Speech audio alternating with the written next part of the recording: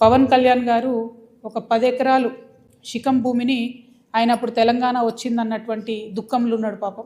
2014లో 11 రోజులు అన్నం తినలేదు, బాగా బాధపడుకుంటా ఏడ్చుకుంటా తెలంగాణలో ఒక 10 ఎకరాల శిఖం భూమిని ఆయన కొనుక్కున్నాడు. అప్పుడు కొనుక్కున్న తర్వాత ఏమైంది, ఆ కొనుక్కునే కన్నా ముందే చాలా చెరువులకు జనరల్గా ఫైనల్ చేసి మ్యాక్సిమం ఫ్లడ్ లెవెల్ అది డిసైడ్ చేయరు.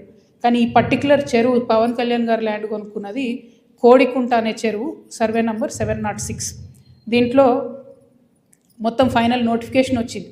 ఏ 10 ఎకరాలు అయితే ఆయన కొనుక్కున్నాడో అది శిఖం భూమి అని ఫైనల్ నోటిఫికేషన్లో ఇరిగేషన్ డిపార్ట్మెంట్ చెప్పి ఉన్నది.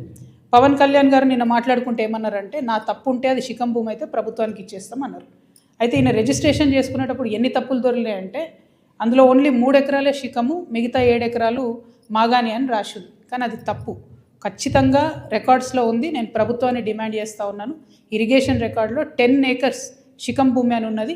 ఆ కాయిదాలు మా దగ్గర ఉన్నాయి, కానీ ప్రభుత్వం దగ్గర ఆల్రెడీ డేటా ఉంటుంది కాబట్టి మీరు చర్యలు తీసుకోవాలని డిమాండ్ చేస్తున్నాను. పవన్ కళ్యాణ్ గారు నేను అడిగేది ఏంటంటే, మీరు వాపస్ ఇస్తా అన్నారు కదా, వాపస్ ఇచ్చేసేయండి. మామూలు రైతుల దగ్గర తీసుకున్నప్పుడు కాంపెన్సేషన్ ఎట్లా ఇస్తారో గవర్నమెంట్, మీకు కూడా ఏ టీడీఆరో ఏ పైసలో ఇస్తారు, అర్జెంటుగా వాపస్ ఇచ్చేసేయండి. మీరు కంచె వేసిండ్రు, ముందు ఆ కంచె తొలగించండి. శిఖం భూమిలో కూడా కంచె వేయడానికి ఉండదు.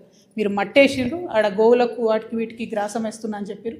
మట్టేసిండ్రు, ఆ మట్టి మొత్తం చెరువులో వేసిరు కాబట్టి అది కూడా తొలగించాలి. తక్షణమే మీరు వాపస్ ఇవ్వాలని చెప్పి నేను పవన్ కళ్యాణ్ గారిని డిమాండ్ చేస్తున్నాను.